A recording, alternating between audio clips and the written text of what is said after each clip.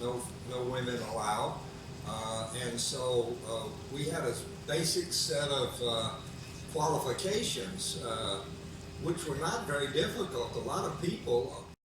Mars. What is your opinion? No, I agree with everything that's been said, obviously. I think nowadays for the space station, you get to do a bit of flying on the way up and a bit of flying on the way down, and in between, you're 6 months, on board, and there's no flying to do whatsoever.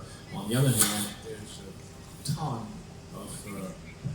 of petit tour autour de la Lune qu'ont fait les astronautes d'Apollo qui étaient là il y a quelques minutes, et puis c'était pour quelques minutes, quelques heures.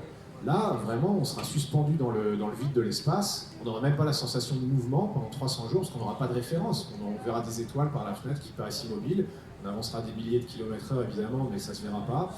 On aura perdu la Terre derrière, il n'y aura rien devant, et ce sera parti comme ça pour 300 jours. On ne sait pas comment l'esprit humain va gérer ça, c'est jamais arrivé encore.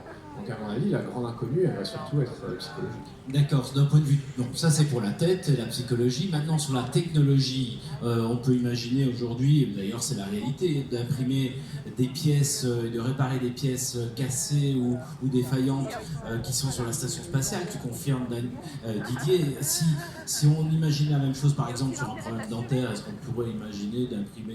Ça existe plus ou moins, Tu sais, il y a la technologie du bras robotique canadien à bord de la station, elle est appliquée pour faire de la chirurgie dans une machine IRM. Donc ça c'est quand même parce qu'une machine IRM, évidemment on ne peut pas y aller et faire de la chirurgie à la main, mais on peut faire de la chirurgie robotique dans une machine IRM en voyant sur l'image IRM les références, donc ça c'est quand même dingue.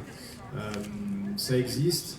Nous, le problème qu'on aurait, c'est que tu flottes en apesanteur. Donc imagine, tu ouvres et là, c'est un peu, je suis désolé, heureusement c'est encore avant le déjeuner, mais voilà, on n'a pas résolu ce problème-là.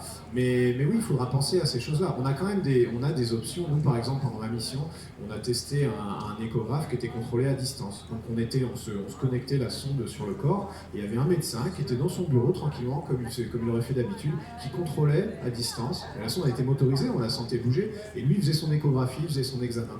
Donc on a ces choses-là et on se sert de l'ISS pour développer ces choses-là, on en aura besoin. Ensuite, sur une mission Mars, complexe, et qui feront aussi qu'il faudra envoyer au moins un médecin, mais sans doute 2 médecins sur une mission Mars. Qu'est-ce qui se passe si c'est le médecin qui tombe malade? Il faut bien qu'il y ait quelqu'un qui soit là pour le soigner. Donc il faudra penser à tout ça.